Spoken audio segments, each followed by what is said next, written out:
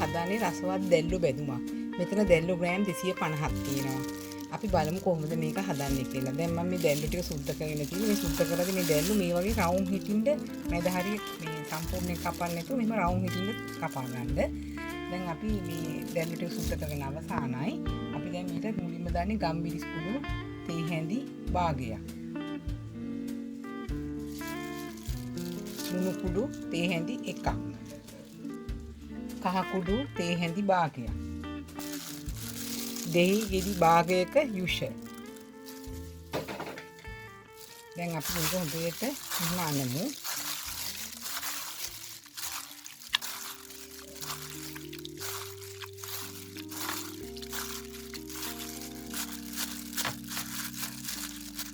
දැන් අපි අනලා ඉවරයි. දැන් මේ දැල්ලු ටික සීසන් වෙන්න පැය භාගයක් තියන්න. අපි දැල්ලු පැය භාගයක් සීසන් කරලා ඉවරයි. දැන් අපි දැල්ලු එක බදින්නයි යන්නේ. අපි ඒ සඳහා මිශ්‍රණ දෙකක් හදාගන්න. එකක් මෙතන තියෙන පාන් කුඩු. අනිත් එක තමයි අපි මෙතන බිත්තරයක් ගසලා අනිත් මේකට දාමු. මේ බිත්තරය අපි හොඳින් ගසා ගමු. දැන් මිරිස් කුඩු තේ හැඳි භාගයක් මේ මිශ්‍රණයටත් එකතු කරමු. මිරිස් කුඩු තේ හැඳි භාගයක් මේකටත් එකතු කරමු. ලුණු කුඩු තේ හැඳි භාගයක් මේ මිශ්‍රණයට. ලුණු කුඩු තේ හැඳි භාගයක් බිත්තර මිශ්‍රණයට.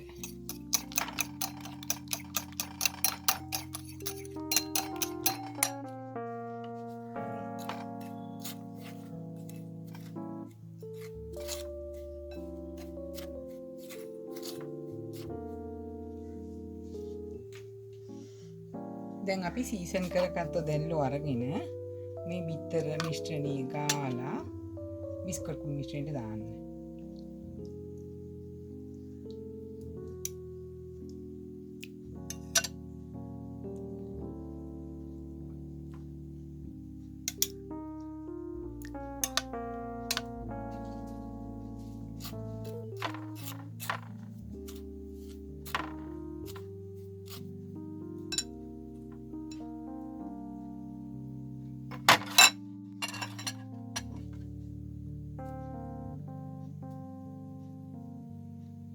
මේ වගේ අපි සියල්ලම කරගමු.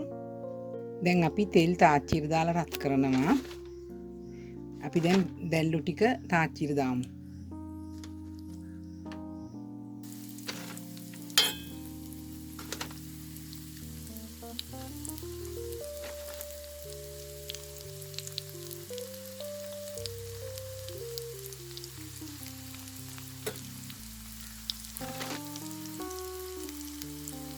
දැල්ලු බෙදලා අවසන්.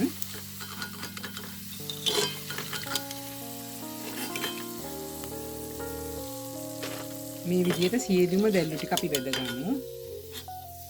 බදිද්දී ඔක්කොම දැල්ලු ටික බිස්කට් කුඩු වල බිත්තර වල ගාලා බිස්කට් කුඩු වල ගාලා තියලා එකපාර එහෙම බදින්න යන්න එපා. මේ දැල්ලෙක් අරගෙන බිත්තරේ ගාලා බිස්කට් කුඩු වල ගාලා ඒ අවස්ථාවේදීම එහෙම කර කර බදින්න. සේරම එකපාර ගාලා තියලා බදින්න ගත්තාම මේ උඩින් ඔක්කොම ගැලිවි යනවා. මේ වගේ හිටින්නේ ඒ වෙලාවෙම බිත්තරේ ගාලා බිස්කට් කුඩු වල ගාලා බැද්දාම. නැත්නම් මේ වටේ තියෙන බිස්කට් මිශ්‍රණය මේ ගැලිවිලා යනවා. දැල්ලු සියල්ලම බැඳලා අවසන්. ඊට පස්සේ අපි මේ දැල්ලු ටික ටොස් කරන්නයි යන්නේ. පෑන් එක ලිප තියලා අඩු ගින්දර දාලා බටර් තේ හැඳි 3ක් දාන්න. මේ බටර් එක චුට්ටක් රත් වෙන්න තියන්න. බටර් එක රත් වෙද්දී අමු මිරිස් ලුණු කපලා දාන්න. සුදුරුණු බික්කයකුත් මේ වගේ කපලා දාන්න.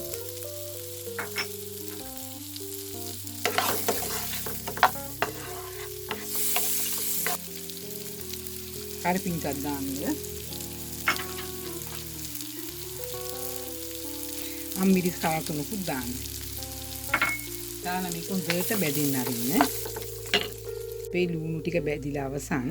දැන් මේ ලුණු කුඩු ස්වල්පයක් දාන්නට. දැල්ලු එකේ ලුණු තියෙනවනේ. ඒකිට ගොඩක් දාන්න එපා. ලුණු වැඩි වෙයි.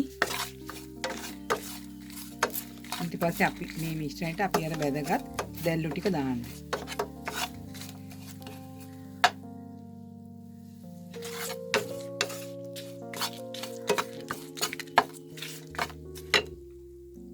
දාලා පොඩ්ඩක් මේක ටොස් කරන්න. ටොස් කරනවා කියන්නේ එහාට මෙහාට පෙරලන්න.